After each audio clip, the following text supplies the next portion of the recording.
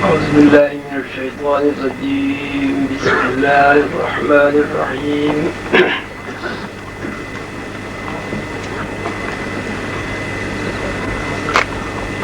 لو أنزلنا هذا القرآن على جبل لرأيته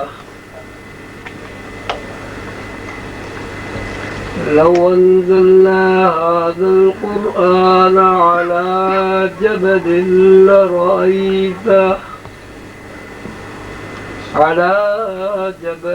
لرأيته خاشعا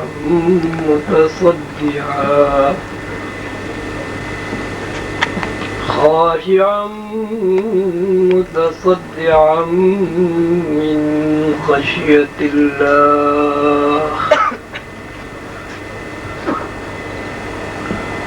وتلك الأمثال نضربها للناس لعلهم يتفكرون.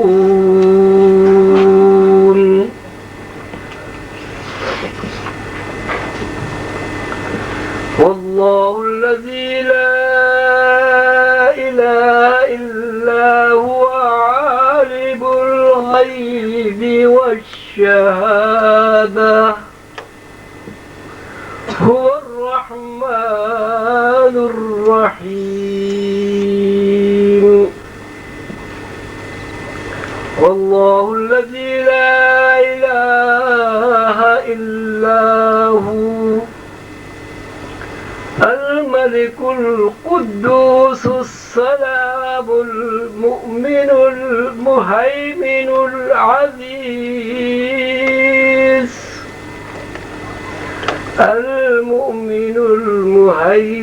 العزيز الجبار المتكبر.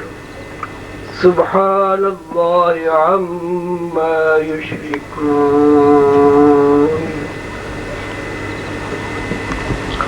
والله الخالق البارئ المصور له الأسماء الحسنى يسبح له ما في السماوات والأرض وهو العزيز الحكيم.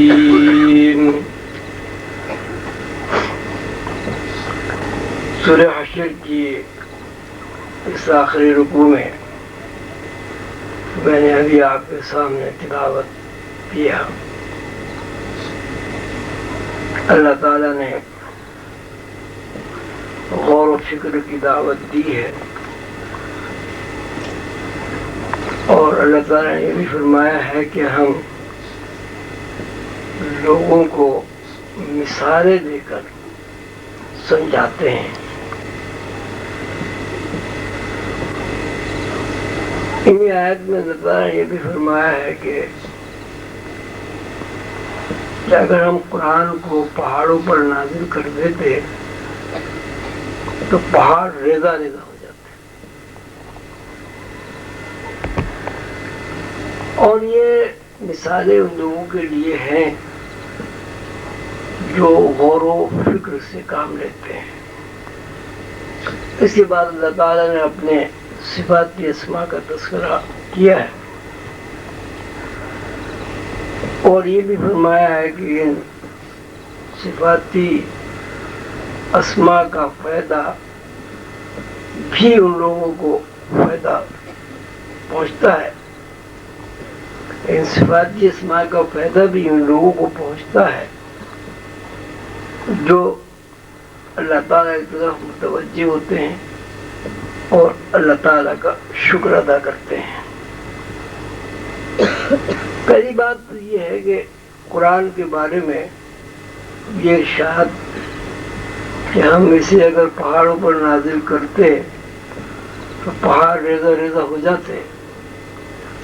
قرآن کی حکمت، قرآن کی طاقت اور قرآن کے اندر جو انوار و تجلیات کا جلال ہے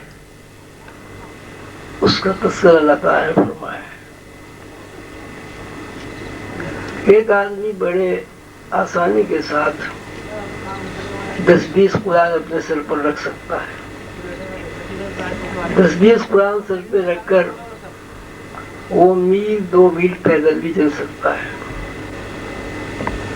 قرآن پاک کا اس طرح سروں پر رکھنا اور قرآن پاک کے اندر اس کی جلد کے صفحات کا جو بوجھ ہے اسے برداشت کرنا، یہ معنی پوری نہیں کرتا کہ اگر قرآن کو پہاڑوں پر نازل کر دیا جائے تو پہاڑ ریزہ ریزہ ہو جائیں گے.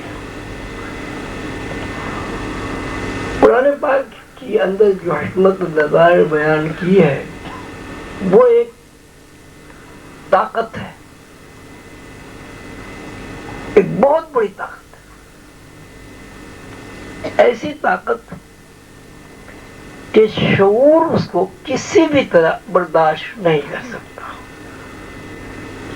شعوری اعتبار سے پہاڑ اللہ تعالیٰ کی ایک ایسی سنت ہے، ایسی تخلیق ہے کہ جس کے بارے میں شعور ہی جانتا ہے کہ پہاڑ بہت مضبوط چیز ہے، پہاڑ چٹان ہے، اس میں اگر گھن بھی چلائے جائیں تو وہ اس کے اندر نہ دراڑ پڑتی ہے نہ وہ ٹوٹتا ہے، بلکہ یہ بھی ہو سکتا ہے کہ اس گھن کی وجہ سے آدمی خود زخمی ہو جائے.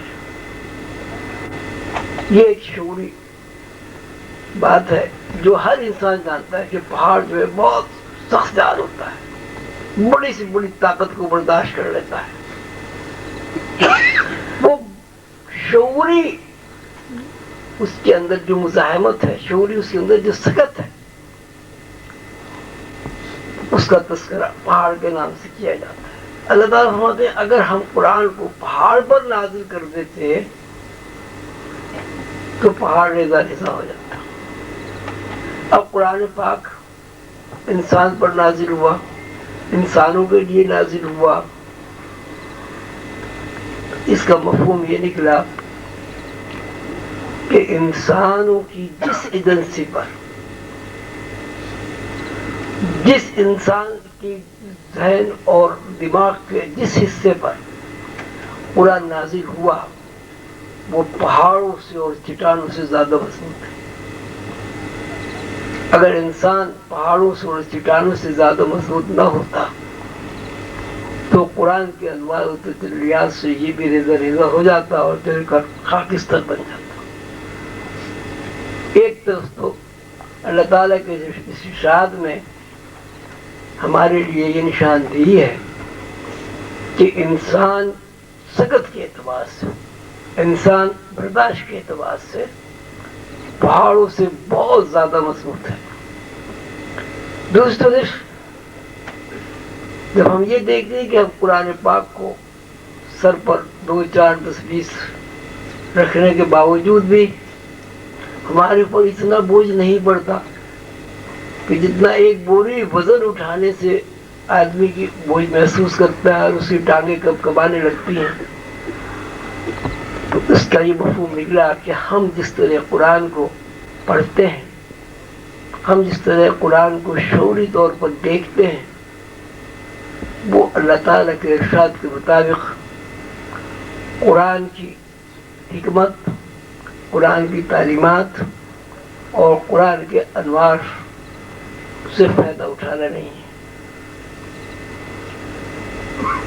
یہ بات آپ لوگوں کی سمجھ میں آ گئی ہے کہ قرآن محض صفحات پر لکھے ہوئے الفاظ کا نام نہیں ہے.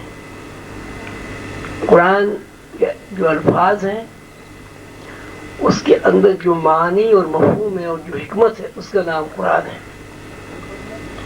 الفاظ کی جادوگری ہے کہ اگر آپ کسی آدمی سے شیریں الحان سے بات کریں، خوش گفتاری سے پیش آئے تو الفاظ کا اثر انسان کے دماغ پر اچھا پڑتا ہے. لیکن اگر آپ نفرت سے، حقارت سے، کرخت آواز سے بات کریں تو الفاظ کا اثر خراب مرتب ہوتا ہے، انسان کے اوپر بوجھ پڑتا ہے. تو آواز الفاظ کے علاوہ کچھ نہیں ہے، الفاظ آواز کے علاوہ کچھ نہیں ہے. اور اللہ تعالیٰ فرماتے تلک الامثال کہ ہم یہ مثالیں دے کر بیان کرتے ہیں انسانوں کو تاکہ وہ سوچ و بچار کریں اور تفکر کریں. تو قرآن کی طاقت کا اندازہ کرنا، قرآن کی حکمت سے فائدہ اٹھانا، قرآن کے الفاظ کے اندر جو انوار و تجلیات کام کر رہے ہیں ان کو دیکھنا، سمجھنا اور ان الفاظ کی روشنی سے اپنے اندر جگمگاتی دنیا کو دیکھنا اللہ تعالیٰ کے ارشاد کے مطابق اسی وقت ممکن ہے جب ہمارے اندر تفکر کا پیٹرن تخلیق ہو جائے. اگر تفکر کا پیٹرن ہمارے اندر نہیں بنے گا تو ہم قرآن سے فائدہ نہیں اٹھا سکتے.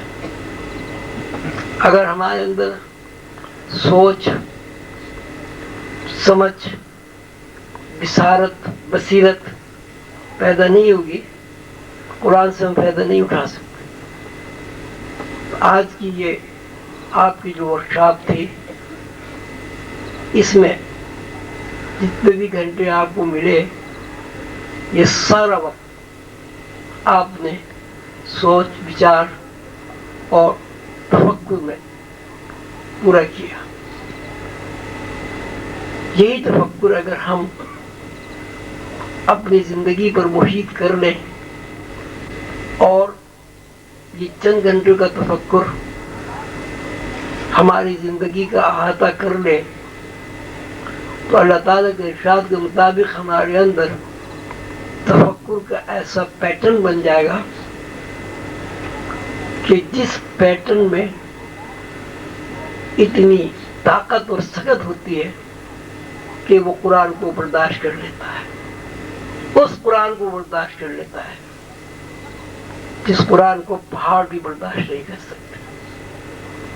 تجزیہ رنگ و نور کے تحت آج کی ورکشاپ بلا شبہ سوچ، ریسرچ اور تفکر کی ایک مثالی نشست تھی.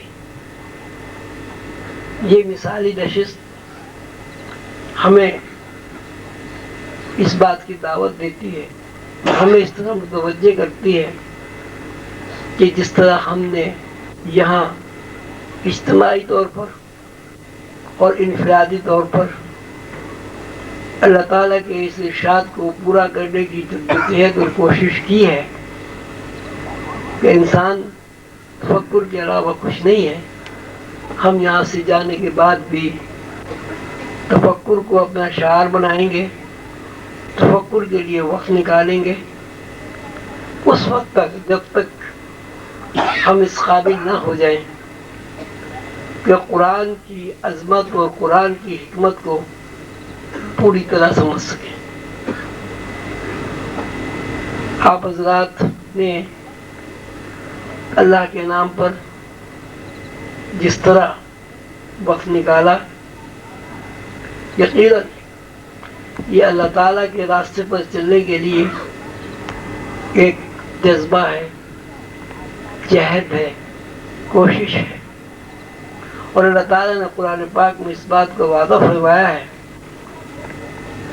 کہ جو لوگ میرے لیے میرے راستے میں جدوجہد کرتے ہیں اور اس جدوجہد میں انسان کی اپنی ذات انوالو نہیں ہوتی، صرف اللہ ہوتا ہے، تو اللہ تعالیٰ نے اپنے اوپر لازم کر لیا ہے کہ راستوں کی ہدایت بخشتا ہے. والذین جاہدوا فینا لنہدینہم سبلنا.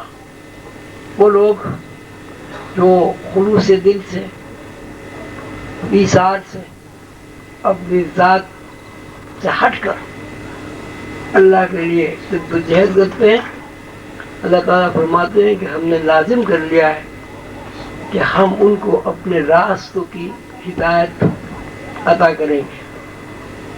راستوں کی ہدایت سے مطلب یہ نہیں ہے کہ اللہ تعالیٰ تک رسائی کے لیے کوئی ایک راستہ متعین ہے، اس لیے کہ اللہ تعالیٰ کی لامحدود ہستی ہے. کسی لامحدود ہستی تک پہنچنے کے لیے کسی ایک راستے کا تعین نہیں کیا جا سکتا. کوئی ایک بہت بڑا شہر ہے، اس ایک بڑے شہر کے لیے کوئی ایک راستہ متعین نہیں ہوتا، بہت سارے راستے ہوتے ہیں. تو اللہ تعالیٰ نے جو راستہ اپنے لیے متعین کیا ہے اور جس کو اللہ تعالیٰ نے دین فرمایا ہے، وہ دین ایک ایسا راستہ ہے کہ اس میں لاکھوں کروڑوں تفکر کی راہیں انسانی ذہن کے اندر سے نکلتی ہیں، اور انسان اس دین مبین کے راستے پر، شاہراہ پر چل کر بے شمار چھوٹی چھوٹی سڑکوں سے، پگڈنڈیوں سے، گلیوں سے نکل کر اس دنیا میں پہنچ جاتا ہے کہ جہاں انسان کو اللہ تعالیٰ کا سراغ ملتا ہے. ورکشاپ کا مقصد ہی یہ ہوتا ہے کہ انسان کی سوئی ہوئی صلاحیتیں بیدار ہوں اور انسان کے اندر سکت پیدا ہو، انسان کے اندر شعوری محدودیت جو ہے وہ لامحدودیت کا سفر شروع کرتے ہیں. میں نے کچھ دیر آپ حضرات میں رہ کر یہ محسوس کیا اور دیکھا کہ جتنے بھی لوگ افہام و تفہیم میں لگے ہوئے تھے، اللہ کے فضل و کرم سے ان کا سوال کے اوپر، جواب کے اوپر یا لفظوں کی معنی اور مفہوم کے اوپر ارتکاز تھا. ان کے ذہن میں ادھر ادھر کا کوئی خیال نہیں تھا. اور میں سمجھتا ہوں کہ ورکشاپ کی یہی بہت بڑی کامیابی ہے کہ مسلسل 2.5 یا 3 گھنٹے ایک ذہن ہو کر ایک نقطے پر توجہ مرکوز رہے. میرے حساب سے یہ ورکشاپ کامیاب رہی. آپ کے اندر اللہ تعالیٰ کے فضل و کرم سے سکت بڑھی، شعور کی جو درماندگی تھی وہ کم ہوئی، اور آپ کے دل میں اور دماغ میں ایسے روزن کھلے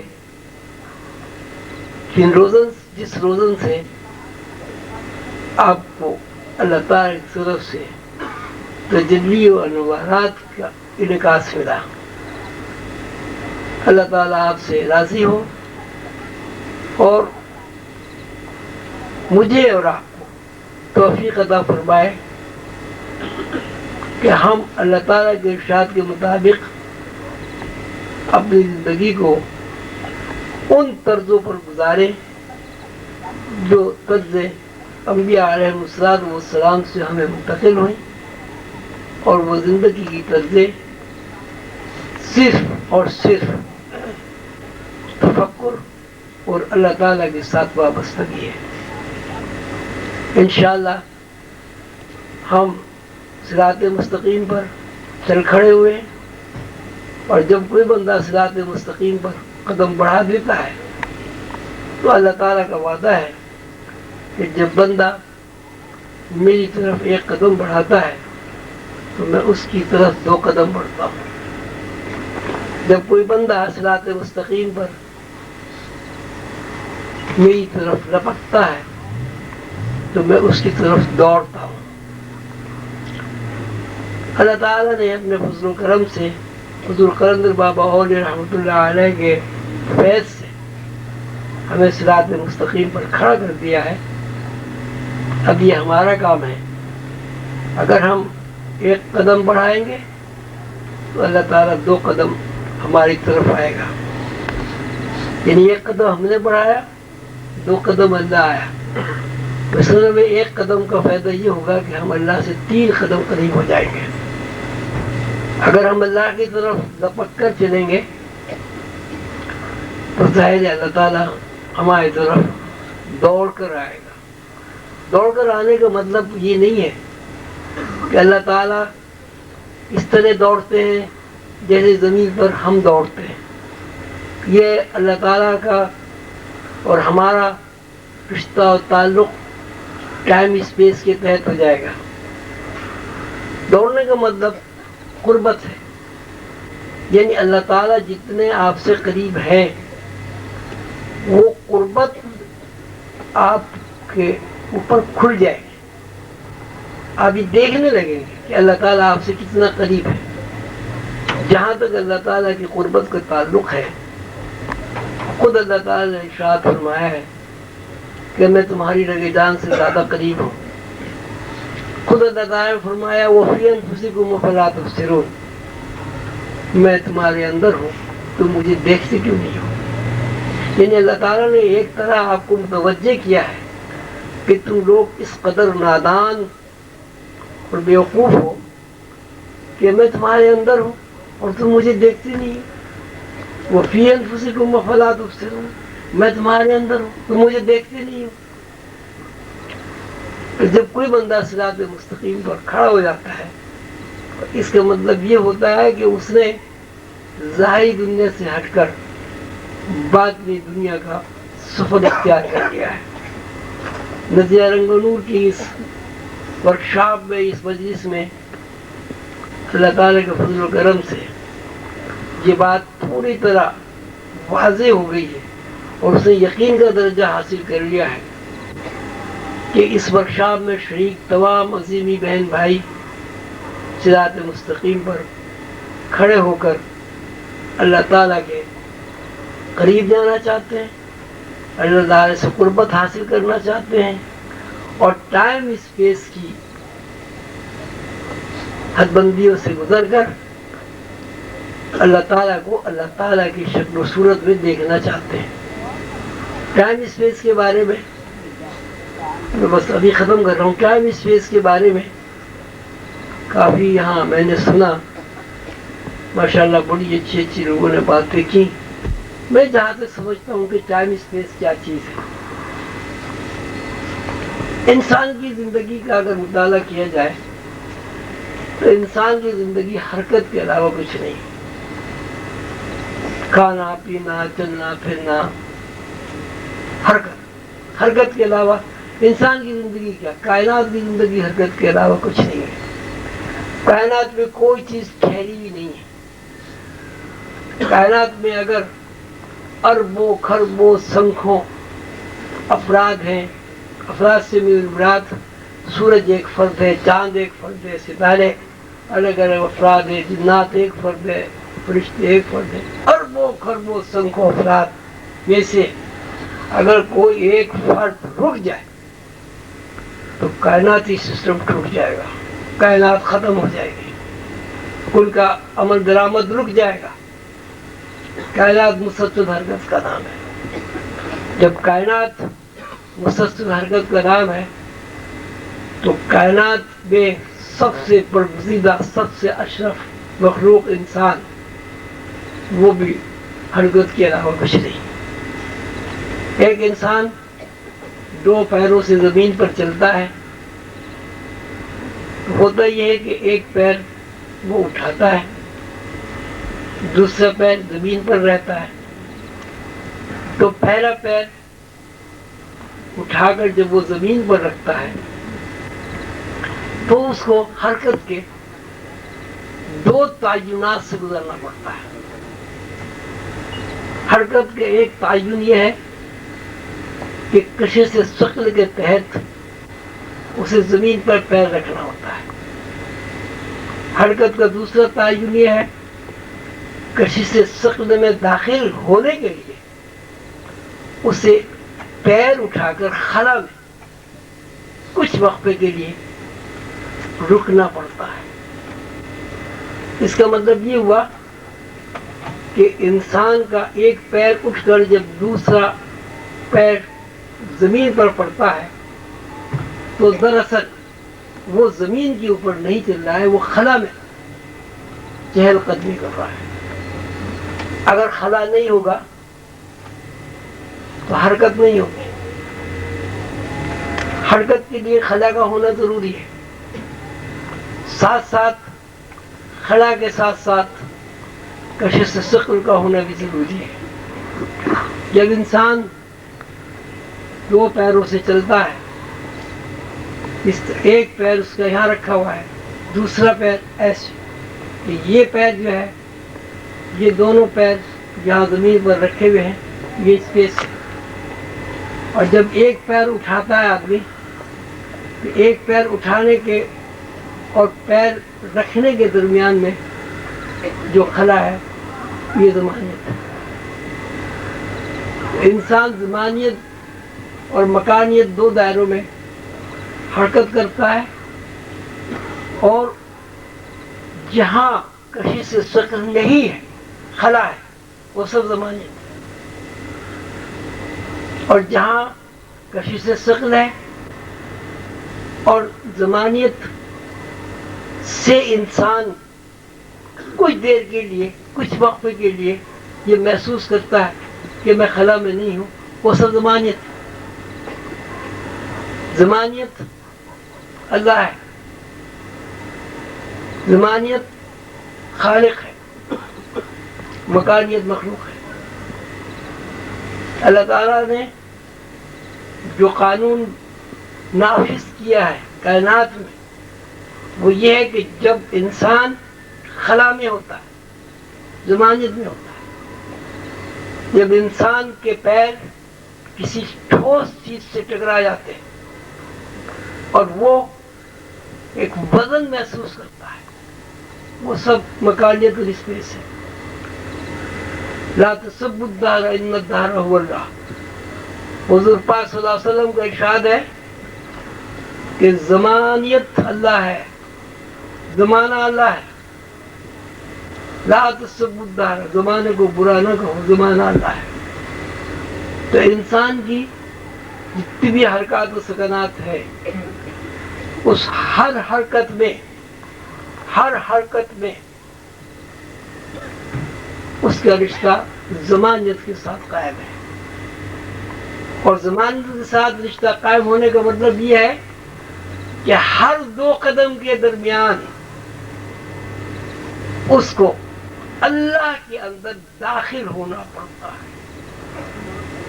جب تک وہ اللہ کے اندر داخل نہیں ہوگا اسپیس زیر بحث نہیں آتی. اسی بات کو اللہ تعالیٰ نے فرمایا ہے جہاں تم ایک ہو وہاں میں دوسرا ہوں، جہاں تم دو ہو وہاں میں تیسرا ہوں. ٹائم اسپیس کو سمجھنے کے لیے بہت آسان بات یہ ہے کہ جب تک انسان کے اندر ثقل پیدا نہیں ہوتا، جب تک انسان کے اندر بوجھ محسوس نہیں ہوتا، جب تک انسان کا شعور کسی ایک جگہ ٹھہرتا نہیں ہے، وہ سب اسپیس ہے. اور جب انسان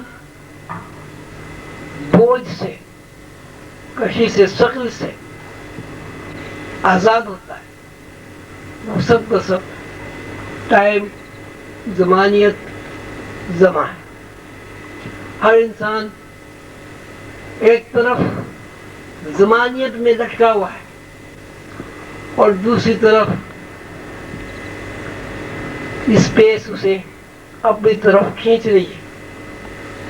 یہ کشش اور گریز کا ایک لامتناہی سلسلہ ہے کہ جس میں انسان ازل میں پیدا ہوا، وہاں سے مختلف دنیاؤں میں ہوتا ہوا اس زندگی عالم ناسوت میں پیدا ہوا، عالم ناسوت میں سے دوسری دنیا میں چلا گیا. کہیں بھی آپ جائیں، آراف میں جائیں، حشر و نشر میں جائیں، یوم المیزان میں جائیں، جنت میں جائیں، دوزخ میں جائیں، وہاں ایک ہی قانون ہے. اگر جنت کے اوپر اسپیس نہ ہو تو وہاں درخت نہیں ہوں گے. اگر جنت میں اسپیس نہ ہو تو وہاں شہد کی اور دودھ کی نہریں نہیں ہوں گی. اگر جنت میں اسپیس نہیں ہوگا تو سونے چاندی اور موتی اور جواہرات کے محلات کا تذکرہ پیمانے ہو جائے گا. ہر جگہ اسپیس ہے، ہر جگہ ضمانیت ہے، ہر جگہ اللہ ہے اور ہر جگہ مخلوق ہے.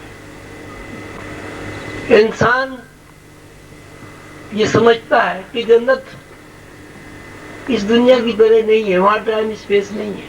اگر وہاں ٹائم اسپیس نہیں ہوگا تو آپ کہاں رہیں گے، کہاں چلیں گے، کہاں پھریں گے، کس طرح پھل کھائیں گے، کس طرح حور و غلما کا آپ نظارہ کریں گے. ہر جگہ اسپیس، ہر جگہ ٹائم ہے. فرق یہ ہے کہ اگر آپ اس بات کو جان لیں کہ اسپیس یعنی مکانیت اور زمانیت کا آپس میں ایک دوسرے کے ساتھ رشتہ کیا ہے، اگر یہ بات سمجھ میں آ جائے تو آپ جہاں بھی رہیں وہ جنت. مثلا اگر اس دنیا میں آپ اس رشتے کو تلاش کر لیں کہ انسان کا جب ایک قدم اٹھ کر زمین سے اور دوسرے قدم پر پڑتا ہے، وہ جو وقفہ ہے، چاہے وہ 1 منٹ کا ہو، 1 لمحے کا ہو، 1 سیکنڈ کا ہو، وہ سب ضمانت ہے. یہی صورتحال جنت میں ہے، یہی صورتحال ہر جگہ ہے. اور اسی کو اللہ تعالیٰ نے فرمایا الا انہ بکل شیء محیط. ایک دائرہ ہے کہ اس دائرے سے کوئی مخلوق باہر نہیں نکل سکتی. الا انہ بکل شیء محیط. تو یہ ایک اللہ تعالیٰ کا نظام ہے. اس نظام کو سمجھنا آسان نہیں ہے. یہ حضور قلندر بابا مولوی رحمۃ اللہ علیہ کا اعجاز ہے.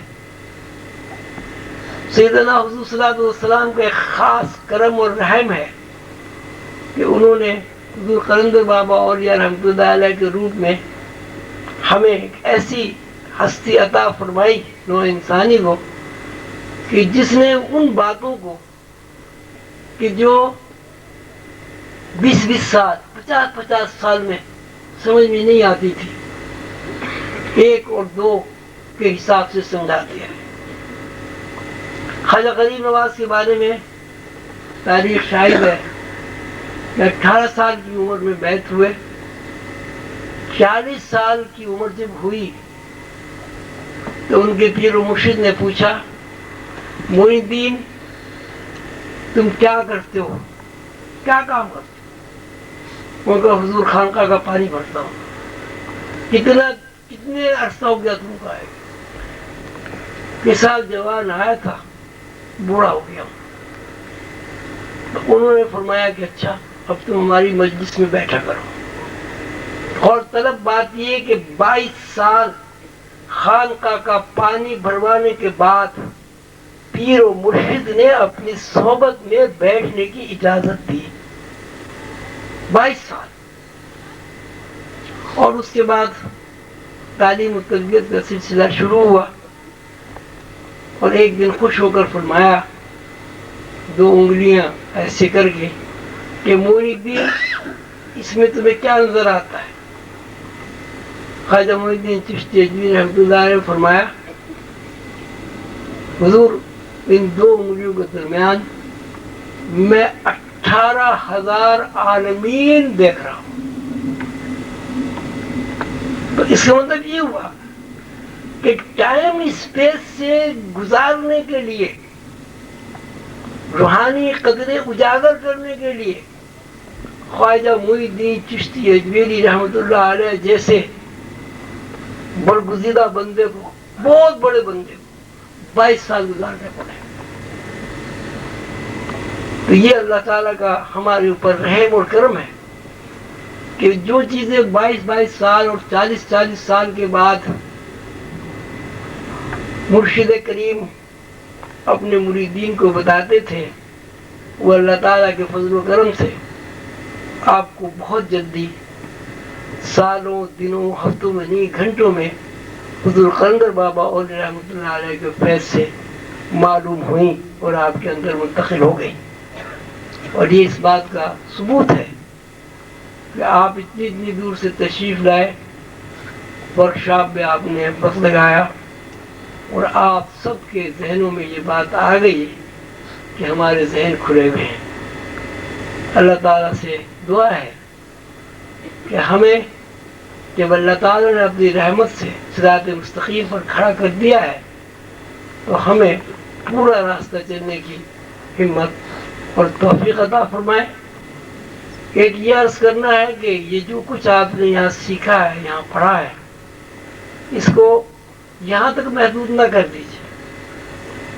یہ چھوٹی چھوٹی جو نشستیں یہاں 20 آدمی کی، 10 آدمی کی آپ نے بنائی ہیں، قائم کی ہیں، یہ آپ اپنے گھر میں بھی کر سکتے ہیں۔ اپنے بچوں کو بٹھائیے، اپنی بیگم کو بٹھائیے، اپنے شوہر کو بٹھائیے، ایک گھر کا ماحول ورکشاپ جیسا بنا لیجیے۔